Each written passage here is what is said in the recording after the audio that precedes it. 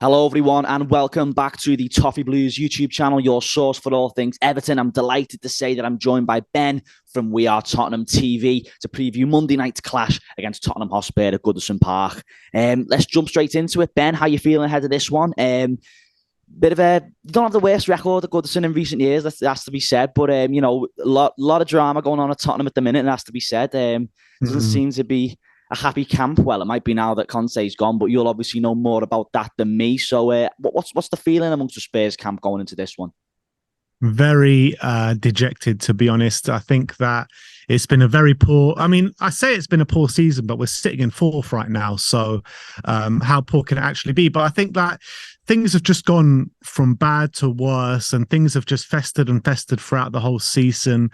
And obviously, the manager got sacked last week, Antonio Conte. And I think a lot of the players will be happy about that. And there might be a bit of a freshness and a bit of a reinvigoration. You might see that on the weekend. But the problem is that it can either go one of two ways, in my opinion. I think that we could either really just fall flat on our faces on the weekend and that will just spiral out of control throughout the season, or the players are going to come together and we're really going to see a reaction from them on Monday night, which obviously is the one I'm hoping for. But in terms of like confidence and the mentality of the fan base going into it, I mean, I haven't spoken to one Spurs fan who think we're going to win on the weekend or on Wow. Monday night. And I think that's just like indicative of what we've been going through all season, to be honest. And away from home, we've been poor all season. And if a team really come and put it in our faces and put something on us, we very rarely can respond to that. And I think that's exactly what Everton and the Sean Dyche team are going to do. So I'm a bit worried going into the game on the weekend. Yeah, that's interesting. That you mentioned the manager there, and I think I think myself and a lot of Evertonians would maybe hoped Conte would have held on just for a bit longer until our game was out the way, because we have the classic new managerial bounce.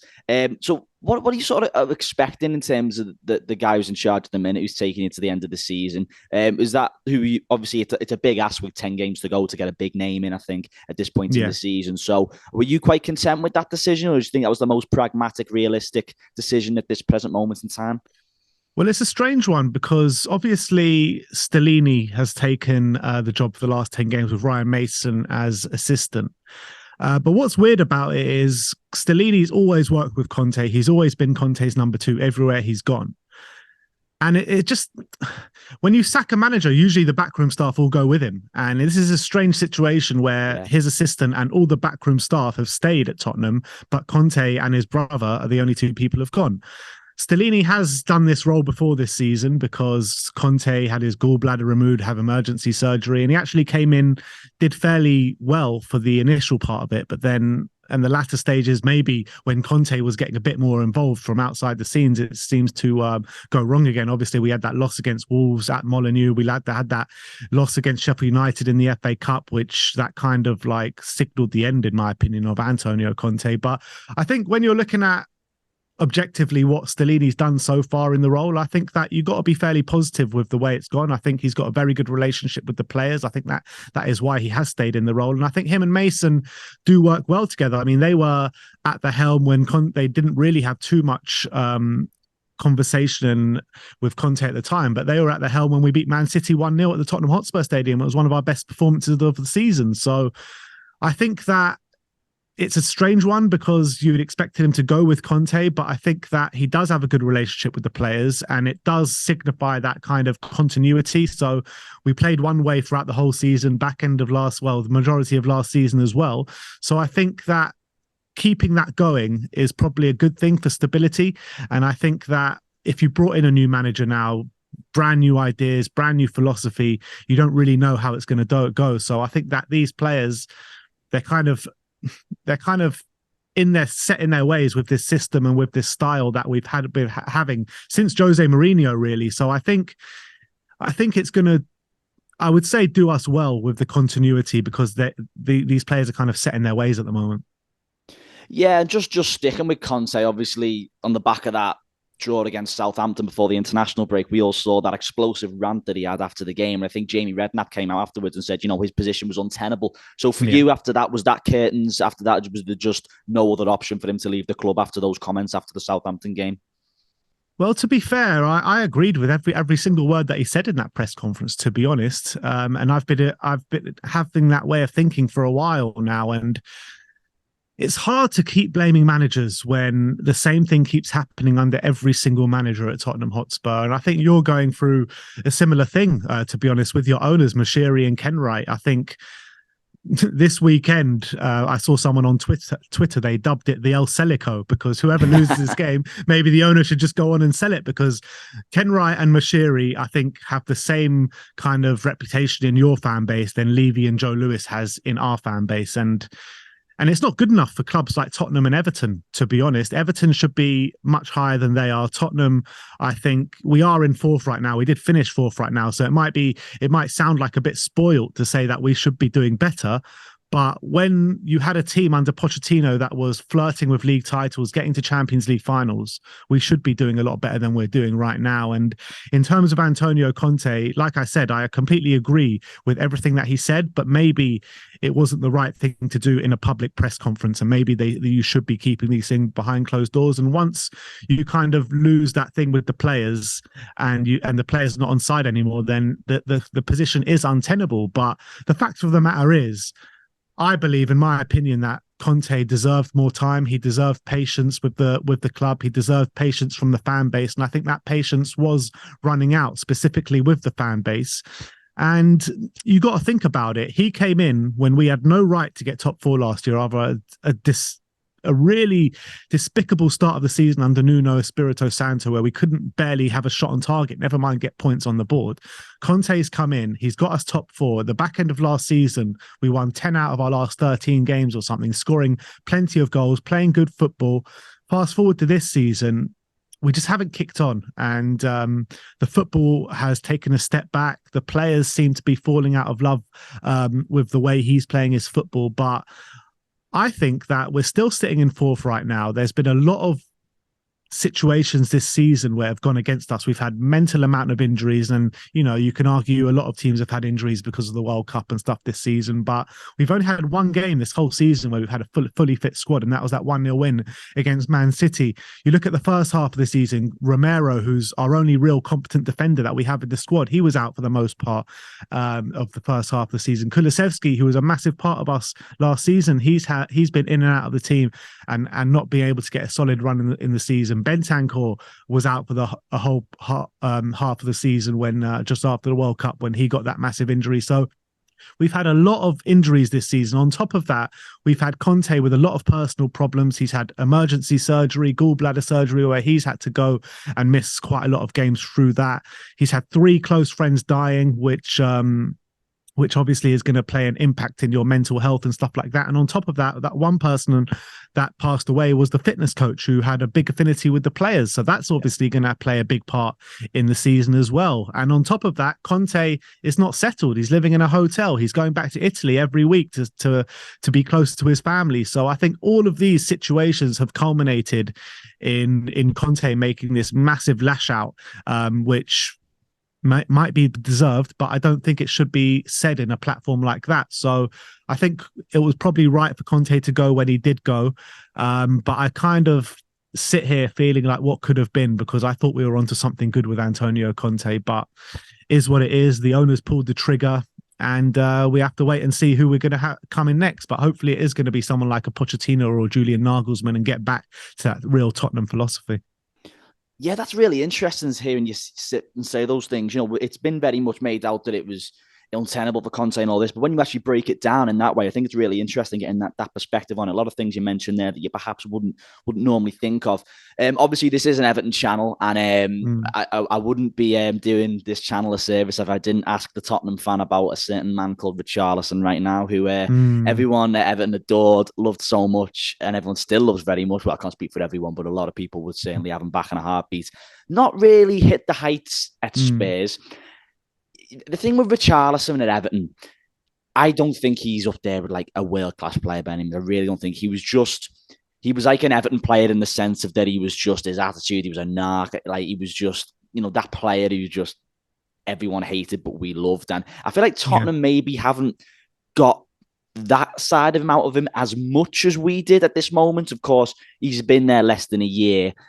What's your take on the whole Richarlison situation? Because, from the outside looking in, it just seems that it's very difficult for Richarlison to, break into a side that has Son, Kulusevski, Kane. These are world-class players, in my opinion. So it's always going to be a big ask for him. But what have you made of his start to life at Tottenham? Yeah, it's interesting with Richarlison because if you take it back to when we actually signed him off you lot, I was excited with the signing and I was happy with the signing, but I didn't really understand it because we spent all this money, 60 million on Richarlison, and it kind of felt like just an opportunity because Everton needed the money at the time. And obviously he's the Brazil starting striker. He was the starting striker at the World Cup, made his big name for himself at the World Cup, by the way. And I felt like that money was much more better served in signing a centre-back, signing a wing-back, along those lines, because that's where we really needed to invest in the summer.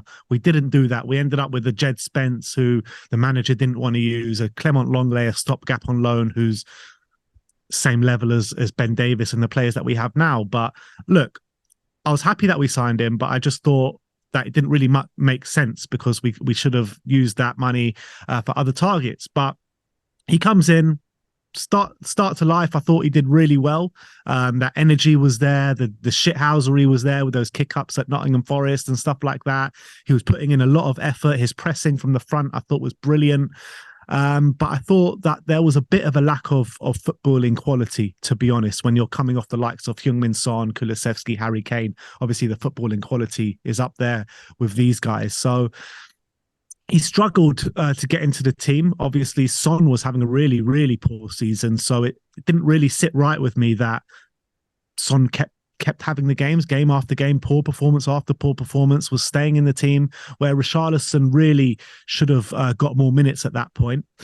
And then it got to a stage where Kulusevski got a big injury. So Richarlison got the nod on the right wing, which I don't really think is his strongest position. I think either play him as the number 9 or play him on the left. I think the right is probably the weakest of the three.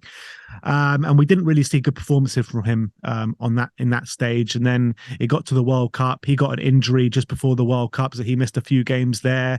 After the World Cup, he got another big injury, which held him back a little bit.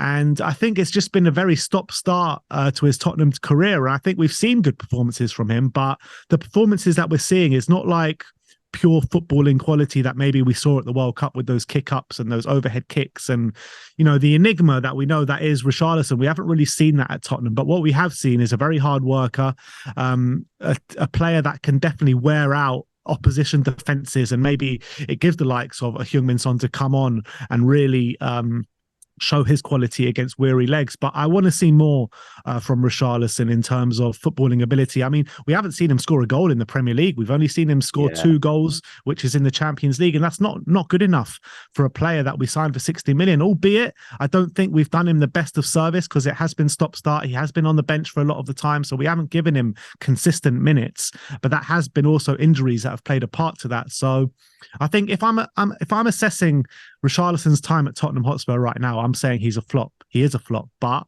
when I'm looking back at Heung-min Son, on his first season, he was a flop as well. So maybe it's going to take him time. Maybe Antonio Conte wasn't the right manager for him. But if we get a younger, more progressive manager that likes to press from the front, I think that Richarlison can become a big asset for us. Yeah, well, maybe so. Hopefully that doesn't start on Monday night, but there's definitely a player in there. He's injured anyway, so. Yeah. As I say, a player, held in very high regard with Evertonians. Really sad to see the back of him, but there we go. So what's been your thoughts on Everton this season? Obviously, we've had a really poor couple of seasons, fighting off relegation 2 seasons in a row. There's absolute chaos. There's murder at the top of the club at the moment with all the protests and the board, etc., which I'm sure you're well aware of. Luckily enough, we managed to get Sean Dyche in just before teams like Leeds and Southampton were looking for managers as well. So I think we were quite fortunate to get him in when we did. What are your thoughts as a Tottenham fan on the situation at Everton at the moment? I feel like you can draw a lot of parallels between Everton and Tottenham in a way. It's almost like that they are like the London version of Everton. Like they're just Everton with money, a much more successful Everton, I think. But yeah, so what are your thoughts from the outside looking in? Well, it's interesting because I actually didn't think Lampard was going to save you from the drop last season. He did, credit to him. I always thought he was the wrong man for the job, to be honest. Yeah. I don't really rate him as a manager. I couldn't stand him as a player with his Chelsea links and everything like that. Obviously, he had a big of back and forth with the Spurs fans back then. But look, I think that you were always doomed under Frank Lampard, to be honest. I think if Frank Lampard did stay in the job this season, you would have gone down. I don't know. I think that your problems are basically our problems times 10, basically. I think that your owners are terrible, to be honest. And I think that that's putting it kindly, yeah. Yeah. Ken Wright and Mashiri, they just need to sell up, man. They really do. And it's similar with Daniel Levy at Spurs, to be honest, and Enoch. But I think that your fans are doing a really good thing with your protests and stuff. And I just really wish that Spurs fans could get off that same mentality and really start protesting like the Everton fans have been. So I give you credit for doing that. But after you sacked Lampard, I said to my friends and people who I speak to about football that you need to get Sean Dyche through the door. He's the one that's going to save you from relegation. Everton are a club that should be in the Premier League. They should not be anywhere near the bottom of the league, anywhere near flirting with relegation. You should be fighting for those Conference League and Europa League spots, in my opinion. That's where Everton should be right now. And it hasn't worked out for that because of your ownership and what you've done and the silly money that you've wasted over the years, and how close you are to that FFP threshold is just nowhere near good enough for a club of Everton's size. But I'm happy that you did get Sean Dyche in because I think he's the right man for the job, especially for now. And I have no doubt in my mind he's going to keep you up. And I think that you just need to get better playing staff. I think the striker situation at Everton is tragic. I don't understand why you're in this situation where you let Rondon go in January, I think it was, or in the summer, whenever it was. You've only got Maupay in. Managers doesn't seem to fancy him. You've just got no firepower going forward. Anthony Gordon you got rid of, who was your only real, competent attacker or forward man going forward. And it seems as though going forward, you've just got, I don't know, it just doesn't fill me with too much confidence looking at it from an outside in. I think that Sean Dyche has come in. He's made you a difficult team to beat. You got that good result against Arsenal, which I thank you for, by the way. Although you didn't fill us with much pride at the Emirates, though. Not going to lie, but I think you'll be all right this season. I like players such as Decore. I like players such as Onana. I've been really impressed with Onana, to be fair. And I think they're real Sean Dyche players where they make it, they work hard for the team. Tarkowski as well, players at the back. But I think where you're lacking is your firepower going forward. Yeah, absolutely. I think you've hit all the nails on the head there, mate. Absolutely. It's not too difficult to sum up Everton at the moment, but hopefully that Sean Dyche does give us enough, or gives us a fighting chance of staying up. But as you well know, it's very, very tight at the bottom. Back on Spurs now. Who's been the best player for Tottenham this season, and who's been the worst player for Tottenham this season? And of course, I'm sure I'm going to ask you who the danger man is, but when you've got Harry Kane at your club, I think that's quite obvious. And he loves scoring against Everton as well. He has a great record scoring against Everton, has to be said. So where are we going to have to watch out on Monday night at this Tottenham side? Don't worry, it's not just an Everton thing. Harry Kane loves scoring against everyone, to be honest. Yeah, that's true. That's true. But in terms of who our best player this season, it's got to be Harry Kane. I mean, he's been brilliant all throughout the whole season. No matter if he's the one. I mean, without Harry Kane's goals this season, I dread to think where we would be. He's completely lifted us out of the mud this season. Totally. And he's having his best goal scoring season that we've seen from him since the peak Pochettino years, which is crazy to think about. So Conte really did get a big tune out of him. And in terms of worst player, I'd have to go with someone like Richarlison or Son, to be honest. I think Richarlison I think that is, in terms of going forward, it's got to be them. But I missed out a player in Eric Dyer, who's just been absolutely tragic this season. A player that we've needed to upgrade on for many years. And we haven't done that. He keeps stealing a living, to be honest. Every single manager that comes in seems to give him another chance. And that's why I'm hoping kind of Pochettino does come through the door, because he was the first one that kind of put him on the bench. So if Pochettino was to come in, I think Eric Dyer would be one of the first ones out the door. But I think the Eric Dyer performances I kind of expected. So why I said Son and Richarlison is because I didn't really expect it from those two. Son has been poor this season. There's no two ways about it. He has his poorest season in the Spurs shirt.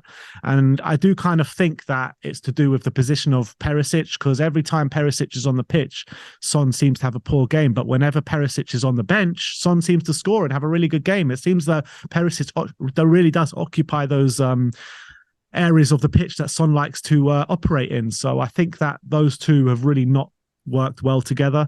I think Perisic, first half of the season, I was really impressed with, but since he's come back from the World Cup, he's been shocking, to be honest. And you know my thoughts on Richarlison, because I said them before, but I really am expecting more from Heung-min Son, to be honest, seeing as he did get the Golden Boot last year, but he hasn't really kicked on this season at all.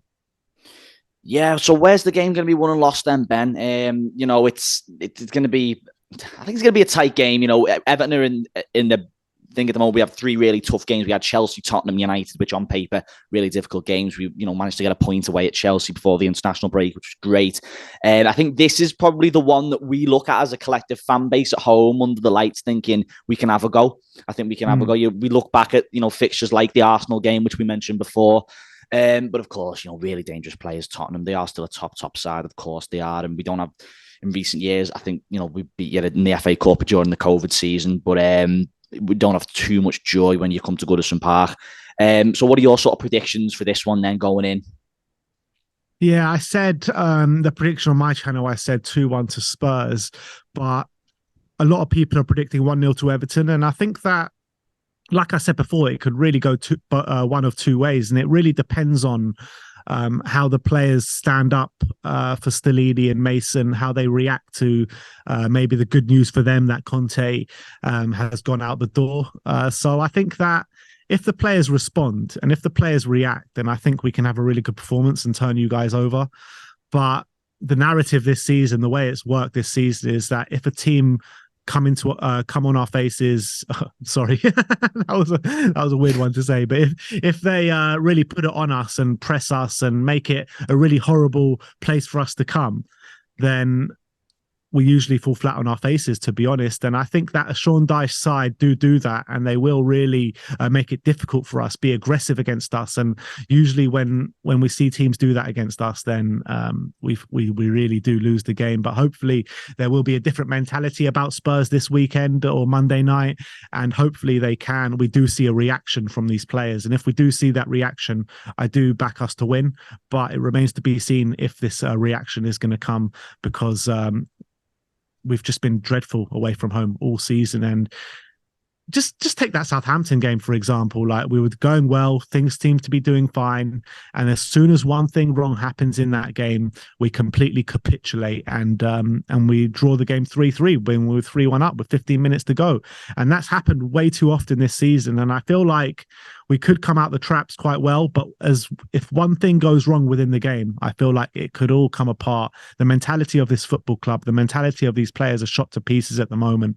So apparently just the passion and the mentality of this in the dressing room is at an all-time low at the moment, and that is lower than when we had Jose Mourinho, lower than the back end of Pochettino. So hopefully Stellini and Mason did something to reinvigorate the players this week. But if they are having the same mentality that they have had over the past month or so, then I do fear for us this weekend. Yeah, it's going to be interesting, isn't it? It's like a new manager bounce without necessarily being a completely new overhaul, as you touched upon earlier in the video. So yeah, going to be really interesting. I'd take a point. Of course, I'd take a point against Tottenham. I would, but of course, it is very tight down there. So 3 points would do us the world of good. And the thing about playing on a Monday night as well, you know what you have to do. You know how all the other results have gone, so you know where you're sort of up to with it, and sure the same applies for Spurs as well in terms of the pursuit for the Champions League. So it's going to be a really interesting. I don't know if that's a good thing for Spurs, to be honest, because whenever we know what we need to do, we always lose. So I always prefer being the first team to play, because whenever results go our way, we always don't seem to be able to capitalize on it. So I'd actually prefer to be the first one to play than the last one to play. And I've just got to finish the video just by asking, and we do ask everyone this, unfortunately, this is the time where I have to ask the Tottenham fan, who is going to win the league this season? Man City, easy. Really? Easy. Really? Easy. I could never say Arsenal are going to win the league. Never in my life. I love how I'm going blunt to you say said that. Then it's brilliant. But look, let's be honest. If you've had it, the last couple of years with Liverpool and stuff like that, so Yeah. I'm sure you would never have predicted Liverpool to win the league either. Oh, it's audible, mate. It's audible. Horrible. Horrible. There you go. I'm sure you know exactly how it feels. But fingers crossed that we're in for a good game on Monday night. It's a difficult one to call. Both sides fighting their own causes. So we'll see how that goes Monday night under the lights at Goodison Park. So massive thanks to Ben from We Are Tottenham TV for jumping on with us. Be sure to check out their videos and their previews for this game. And we shall speak to you next time on the Toffee Blues. Thanks everyone for watching.